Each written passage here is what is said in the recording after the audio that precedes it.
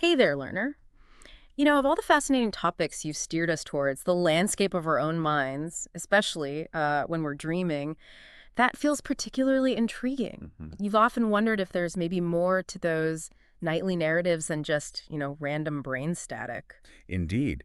And today, that very curiosity leads us to, we'll dive deep into the surprising ways our dream lives kind of intersect with our creativity and our overall sense of well-being. We've Yeah, gathered a really diverse set of sources for this one. that's right. We're looking at psychological studies exploring how keeping dream diaries might influence creative thinking.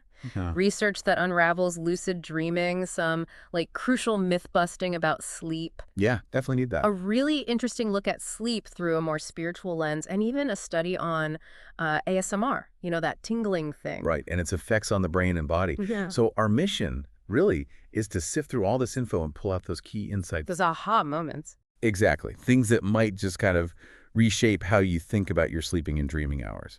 Okay, let's unpack this. Starting with something that always grabs me, the link between dreams and creativity. It almost feels legendary, right? These stories of like brilliant ideas just popping into people's heads while they're asleep. It does have that vibe, doesn't it? But there are some really compelling anecdotes. I mean, think about Mendeleev.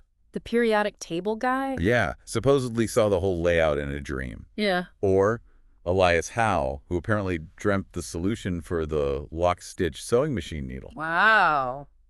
Even Descartes' scientific method. Or James Cameron getting the idea for the Terminator. They're linked to dreams. It really makes you wonder if it's more than just, a good story. And it turns out researchers have been asking the same thing. We found this study in the Journal of Creative Behavior Right. that looked specifically at whether just keeping a dream diary could actually, like, boost creativity. Yeah, and what's cool is how they did it scientifically. They got undergrads to do the Torrance test of creative thinking. What does that involve? Basically, you get these abstract visual bits, and you have to turn them into complete drawings.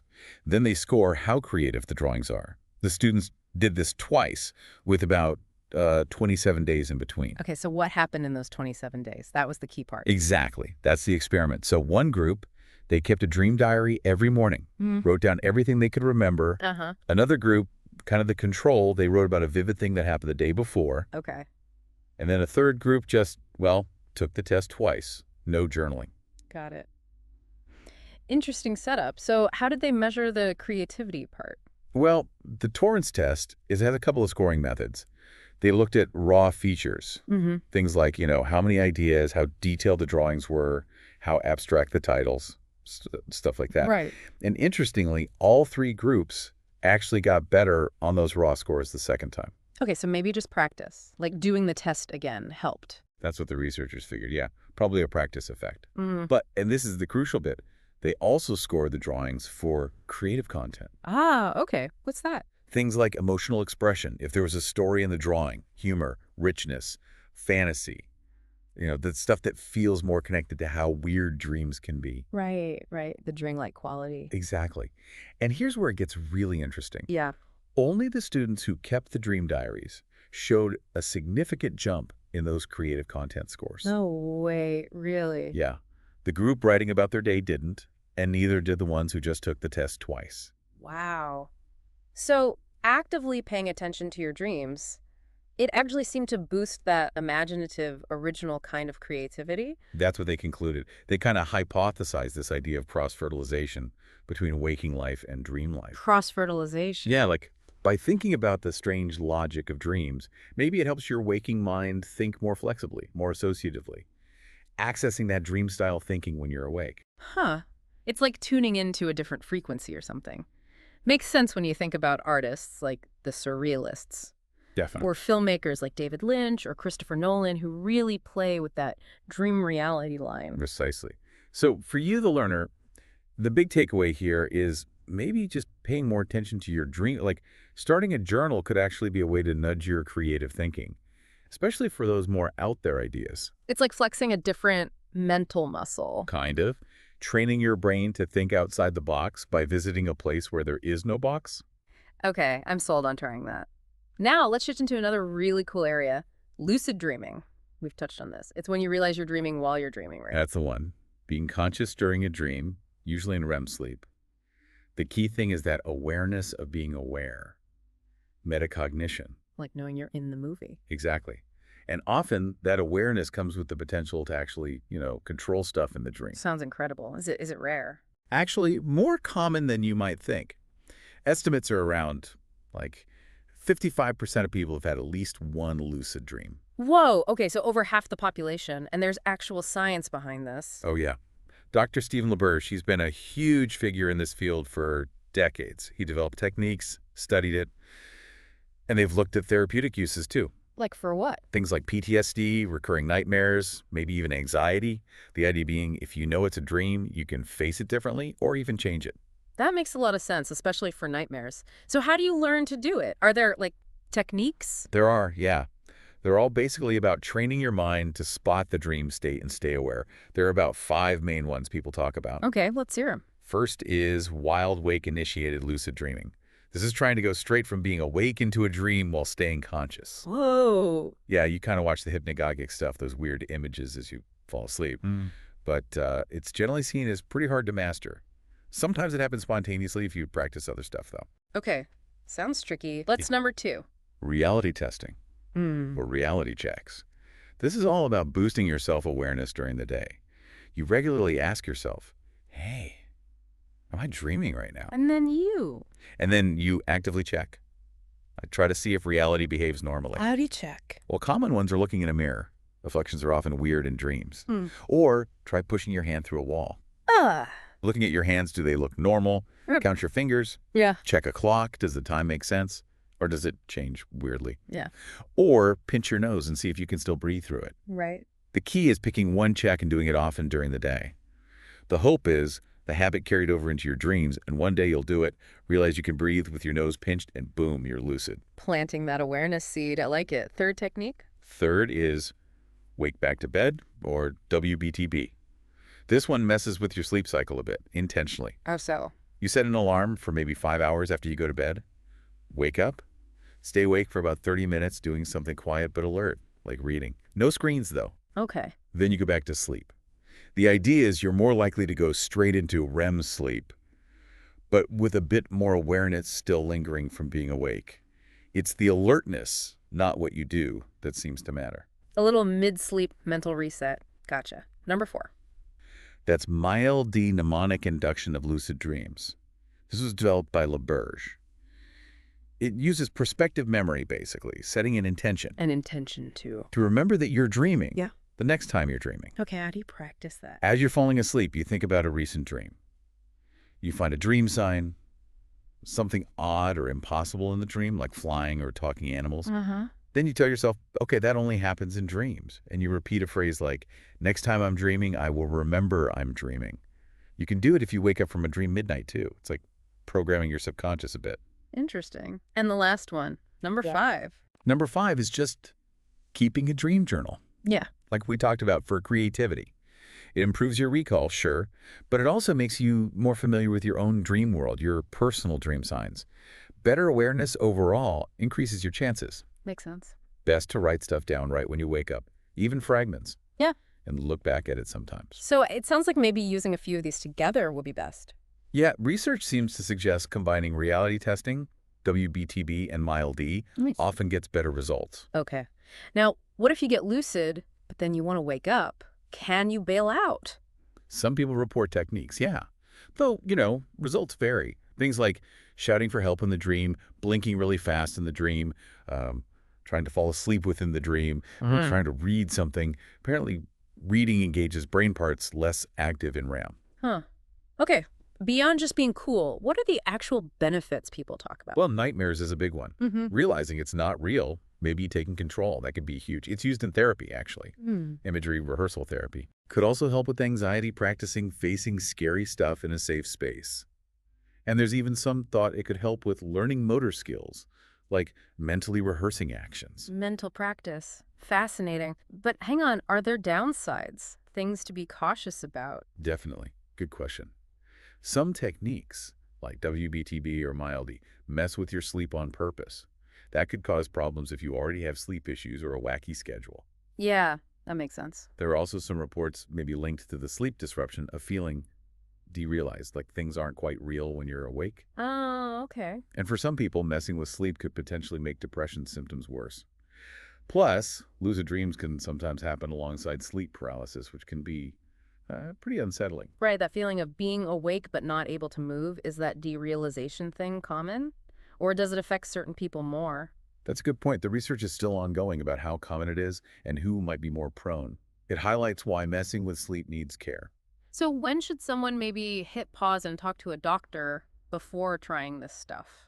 Yeah, absolutely. If you have really frequent or upsetting nightmares, if you're actually afraid of sleeping, having flashbacks, big emotional shifts, memory issues, or just generally struggling to sleep, Mhm. definitely talk to a doctor first. Right. Could be signs of something else going on, like PTSD or another sleep. It's interesting how many myths are about powering through. Maybe says something about like our culture valuing productivity over rest. Could be, yeah. It's a worrying trend. Okay, next myth. How long you sleep is all that matters. Just hit that magic 8 hours and you're golden. Well, duration is important, obviously, but it's not the whole story. Sleep quality, feeling rested when you wake up, and sleep continuity, actually staying asleep, are just as crucial. Right. You could be in bed for 8 hours, but if it's super fragmented or light sleep, you won't feel good or function well. Quality and consistency matter. Okay, quality over just quantity. Got it. Here's one. If you can't sleep, just lie there until you do. Seems logical, right? Force it. Counterintuitively, most experts say the opposite. If you're tossing and turning for, say, 20 minutes, get out of bed. Really? Yeah, go somewhere else, keep the lights dim, do something relaxing, read a book, listen to calm music, no screens. Then only go back to bed when you actually feel sleepy again. Why? You want to associate your bed with sleep, not with frustration and lying awake. Break that negative connection. Ah, behavioral conditioning. Yeah. Clever. Okay, what about alcohol?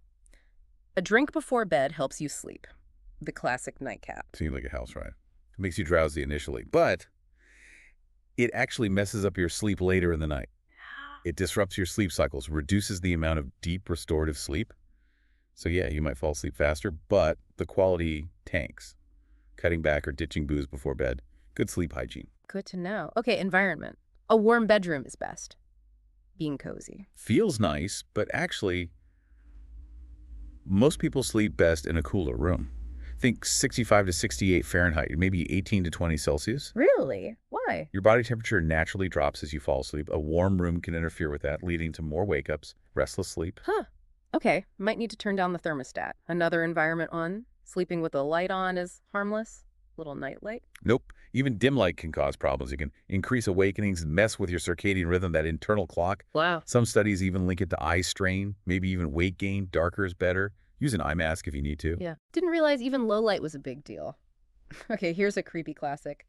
You eat spiders in your sleep. Chuckles. Oh, that one. Yeah, absolutely zero evidence for that. None. Thank goodness. Spiders avoid big breathing things like us. Swallowing one accidentally. Extremely unlikely. It's just internet shock value probably playing on arachnophobia. Okay, phew. Next. Men and women have the same risk of insomnia. Actually, no. Research shows women have a significantly higher lifetime risk, maybe up to 40% higher. Why the difference? It's likely a mix of things. Hormone changes, higher rates of mood disorders, stress, sleep issues during pregnancy. Plus, interestingly, women are often less likely to get referred for sleep studies. So things like sleep apnea might get missed more often. That's a really important difference. Okay, what about naps? Napping makes up for lost sleep, catching up on the weekend nap. Well, naps can be good. Short naps can boost alertness, mood, but they don't fully replace a solid night's sleep. Consistent nighttime sleep is always the main goal. Naps are like a supplement, not a substitute. Right. And finally, snoring is harmless and you can't do anything about it. Definitely not always harmless. Mm-hmm. It disrupts sleep for the snorer and their partner. And sometimes loud, chronic snoring can be a sign of obstructive sleep apnea, which is a serious health issue. Okay. And the second part's wrong, too. There are things you can do to reduce snoring. Various remedies exist. It's worth looking into, not just ignoring. Okay, wow. Busting those myths is really useful. Just knowing the facts can help us make better choices for our sleep, definitely.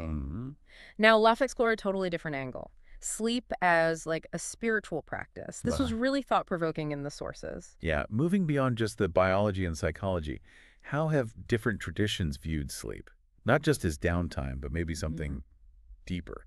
Exactly. Considering it not just as passive rest, but something you can approach mindfully, even spiritually.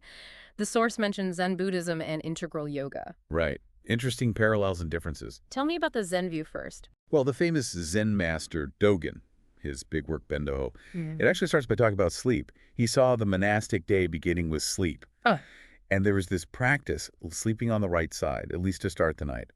It was meant to mirror how the Buddha entered nirvana.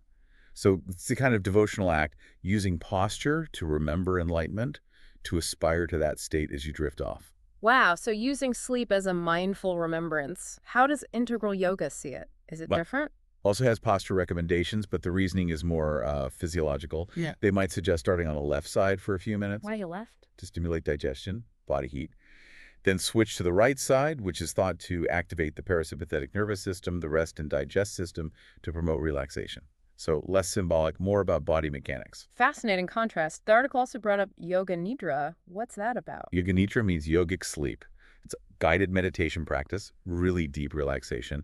It's based on the idea of the Atman, the true self, and these 5 layers or sheaths called koshas. Koshas, like layers of being. Kind of. Starting with the physical body, the Annamaya kosha, then the breath or energy body, Pranamaya kosha, then the mental emotional body, Manomaya kosha, then a wisdom or consciousness layer, Vijnanamaya kosha, and finally the Anandamaya kosha, the bliss body. It's interesting, the Buddha also talked about 5 aggregates making up the self, some parallels there. Okay, these layers, how does yoga nidra use them for sleep or relaxation? Well, in the practice, you lie down, and a guide or recording leads you systematically through awareness of each kosha, moving deeper and deeper into relaxation. The goal is often to kind of linger in that Anandamaya kosha, the bliss state. Bliss body. Yeah, it's seen as really rejuvenating, restorative, even healing. That's interesting, especially compared to the Zen view you mentioned. Zen isn't really about chasing bliss states, right? Generally, no. Zen emphasizes non-attachment, being present with whatever arises, even difficult stuff, though it's not like bliss is totally absent. Dogen called Zazen meditation the Dharma gate of peace and joy. And Mahayana Buddhism has the concept of the Buddha's bliss body, the Sambhogakaya. So there are connections, but maybe a different emphasis than explicitly aiming for the Anandamaya kosha like in Yoga Nidra. Different paths, maybe pointing towards similar places of peace. So what's the big takeaway here for someone listening? I think it's about seeing sleep differently. Not just switching off, but maybe something you can engage with intentionally, whether it's that devotional Zen approach, the body awareness of yoga, or exploring inner layers with Yoga Nidra. It opens up possibilities for deeper rest, maybe even a different kind of self-awareness. Adds a whole new layer, yeah. Now, briefly, there was also mention of circadian rhythm and sleep-wake homeostasis. Basic biology, right? Exactly, just the fundamentals. Circadian rhythm, your internal 24-hour body clock. It governs your sleep-wake cycle, other stuff too. Think jet lag. That's your clock being out of sync. And sleep-wake homeostasis, that's basically sleep pressure. The longer you're awake, the more your body craves sleep. Understanding these two systems just underlines why regular schedules and enough sleep are so biologically important. Good foundation. Okay, finally, let's get into ASMR, Autonomous Sensory Meridian Response. This is huge online now. What is it, basically? It's that pleasant tingling sensation some people get, often starting on the scalp and moving down the body. It's triggered by specific sounds, visuals, or even just focused attention. Like whispering, tapping sounds? Yeah, or crinkling, gentle brushing, slow hand movements, lots of triggers. And it's usually accompanied by feelings of calm, relaxation. You see tons of ASMR videos on YouTube trying to trigger it. So not everyone gets it. Nope, not universal at all. Yeah. Some people feel nothing, and some actually find the sounds irritating. Okay. We looked at a study that dug into its effects. What did they find? They looked at mood, attention, heart rate, skin conductance, that's like a measure of subtle sweating, indicating arousal and brain waves using EEG. They compared people who get ASMR tingles to people who don't while watching ASMR videos. And mood. Did it help? They found a decrease in reported depression feelings after the ASMR video, but mainly in the group who felt the tingles. Yeah. Though that finding wasn't super robust statistically after corrections. But interestingly, Yeah. everyone's heart rate tended to decrease during the ASMR video. Suggest maybe a general relaxation effect, tingle or no tingle. Okay, so some general calming potentially. What else for the ASMR experiencers? Well, in the ones who also scored low on conscientiousness, a personality trait, they saw a tendency for increased skin conductance along with decreased heart rate. Increased skin conductance, so more arousal. Yeah, potentially. suggesting the response might be complex, maybe different depending on personality. What did the brainwave show? Eat. That was really interesting. It kind of complicated. Yeah. In the ASMR-sensitive folks, they saw decreased alpha power in some brain areas. Alpha is often linked to relaxation, but maybe not simply here. Okay. And across all participants, they saw decreased theta power, also often linked to relaxation, but increased beta power. Beta is usually tied to focused attention, maybe arousal. Wait, so relaxation and arousal signals at the same time? That sounds contradictory. Exactly. Yeah. That's what the researchers highlighted. They think ASMR might not just be simple relaxation, but maybe involves focused attention too, a kind of calm alertness. They Yeah. they talk about directional fractionation, Mhm. this idea that you can have opposing physiological things happening at once, like heart rate goes down, relaxing, but skin conductance or tingles go up, arousing. So it's more complicated than just zoning out. Did they find a link between personality and actually getting the tingles? In this study, surprisingly, they didn't find a significant link between the personality traits they measured, using HK-Sumpo, and ASMR sensitivity. Other studies sometimes have, so Mhm. maybe it was the specific test they used or the sample size, still an open question. Okay. But the takeaway is that ASMR seems pretty multifaceted. Can be relaxing, maybe mood boosting for some, but seems to involve this unique mix of focused attention and physiological changes, not just simple sleepiness. Precisely. And the fact that it varies so much person to person really shows how complex it is. Well, learner, we have really covered a lot of ground today on sleep and dreams. Wow. We looked at how dreams might connect to creativity, Mhm. explored lucid dreaming, the techniques, benefits, and, the cautions. We busted some common sleep myths. Definitely needed. Look at sleep from a spiritual angle, which was fascinating, and then dug into ASMR and its kind of puzzling effects. Absolutely. So as you think about your own sleep and dreams, maybe, try keeping that dream journal we talked about, see what comes up, how it connects to your waking thoughts. Yeah, or maybe just try a reality check during the day, just for kicks, see what happens. But, be mindful if you try things like WBTB, how it affects your overall sleep. And definitely think about those myths. Did any resonate? Maybe making a small tweak to your room temperature or light levels or pre-bed routine could actually make a difference. For sure. And maybe exploring something like yoga nidra or just bringing a bit more mindfulness to how you go to sleep could be interesting avenues for deeper rest, maybe more self-awareness. And a final thought to leave you with, that ASMR finding, right?